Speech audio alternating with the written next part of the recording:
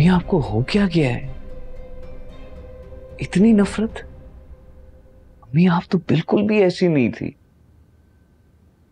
आपका तो दिल बिल्कुल मोम था, आपको क्या हो गया है? अम्मी अब्बू बिल्कुल ठीक कहते हैं, आपको अपना दिल बड़ा करना पड़ेगा, अपना रवैया बदलना पड़ेगा, वरना ये घर घर नहीं रहेगा।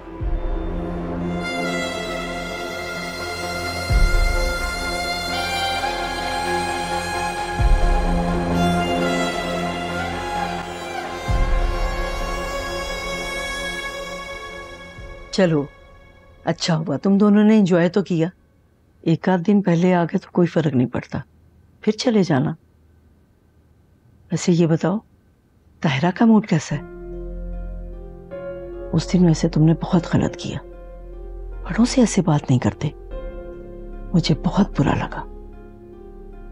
आप बिल्कुल टेंशन ना लें, सब ठीक है। और अगर अब मैंने कुछ कह भी दिया ना तो चाची मुझे वापस कुछ नहीं बोल पाएंगी। अब क्या करके आई हो? आप बिल्कुल फिक्र ना करें, सब ठीक है। अरे कैसे फिक्र ना करूं, मैं खुद ताहिरा से बात करूंगी। क्यों, मेरी बात पर यकीन नहीं है? पूरी बात तो बताती नहीं हूं तो यकीन कैसे कर लूं? देखो तुम सुधर जाओ। अच्छे खासे मूड में आई थी, सब खराब कर दिया है, नहीं आती दोबारा।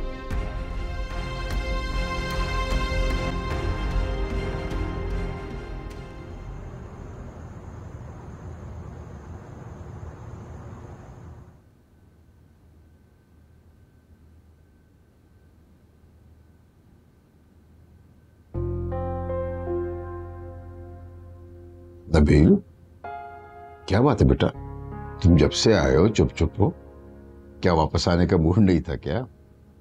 नहीं अब्बू, कुछ नहीं, बस वैसे ही थोड़ी थकावट सी हुई है। चाचा मैं आपको क्या बताऊं, इतना मजा आया वहां पे कि हमारा तो दिल चाह रहा था कि हम वहीं शिफ्ट हो जाएं। ना कोई टेंशन ना कोई बोझ, अभी भी दिल चाह रहा है वापस चली जाऊं। बिल्कुल बेटा, ऐसी लाइफ तो बड़ी आइडियल होती है।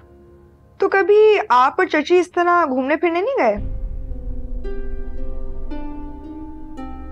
बेटा उस वक्त जेब और हालात इजाजत नहीं देते थे, और अब से।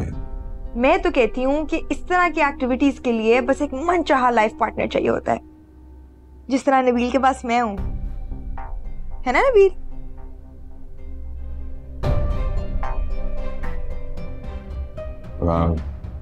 तुमने सही से खाना नहीं खाया, क्या भूख नहीं है? उड़ गई है।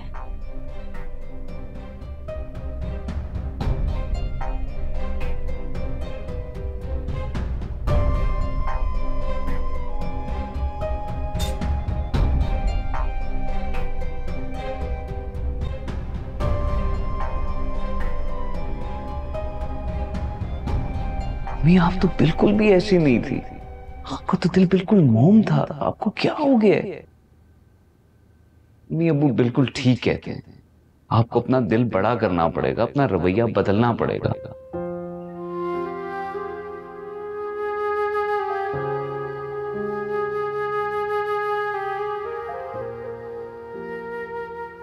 ये मुझसे क्या हो गया? नबील तो मुझसे दूर होता जा रहा है। कई दिन हो गए उसने मुझसे बात भी नहीं की। अगर मज़ू को पता चल गया तो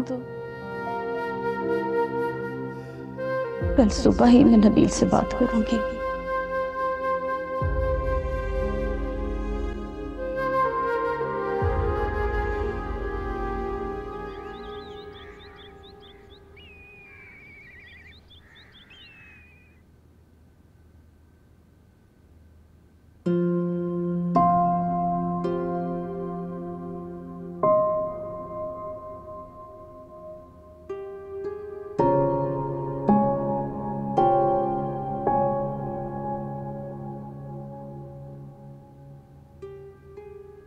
अपनी माँ से अब तक नाराज हो?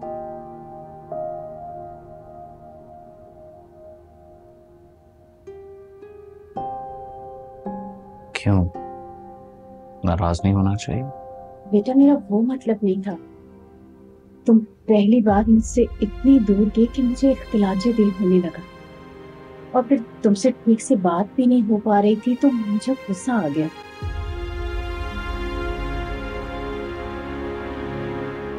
अच्छा, तो सुबह सुबह मेरे शोहर के कान भरे जा रहे हैं।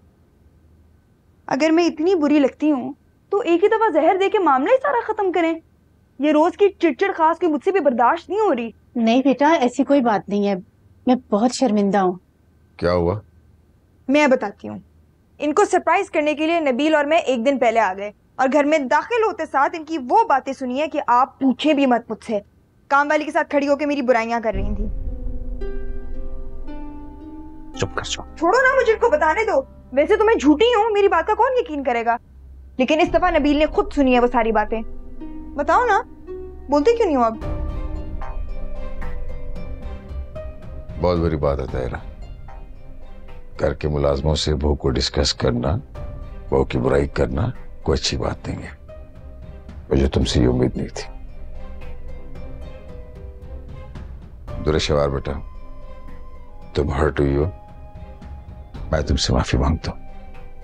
नहीं नहीं नहीं अबू प्लीज, आप लोग हमारे बड़े हैं, आप सॉरी मत बोलें, कोई बात नहीं। नबील, Please. मुझे चक्कर आ रहे। अरे अरे अरे तुझे शिवा क्या हुआ? तुझे तुझे मैं डॉक्टर को कॉल करता हूँ। पानी पियो, पानी पियो।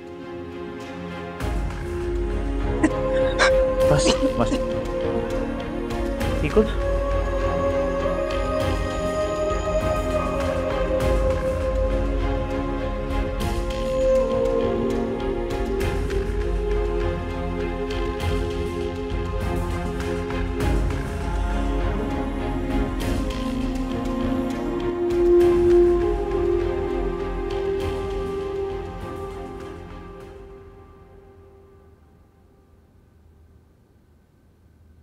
कैसी तबीयत है तुम्हारी? मुझे क्या हो गया था? जो तुम्हारे जैसी लड़कियों को डाइटिंग करने के बाद हो जाता है। तुम्हारा बीपी लो हो गया था और तुम बेहोश हो गई थी। मैं तुम्हारे लिए फ्रेश जूस बना के लाती हूँ। वैसे भी डॉक्टर ने कहा है कि तुम खूब खाओ पियो।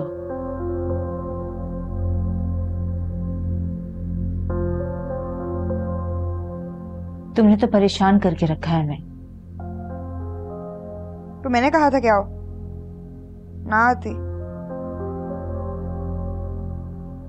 आंधी आए या तूफान, तुम्हारी जुबान चलने से बंद नहीं होती।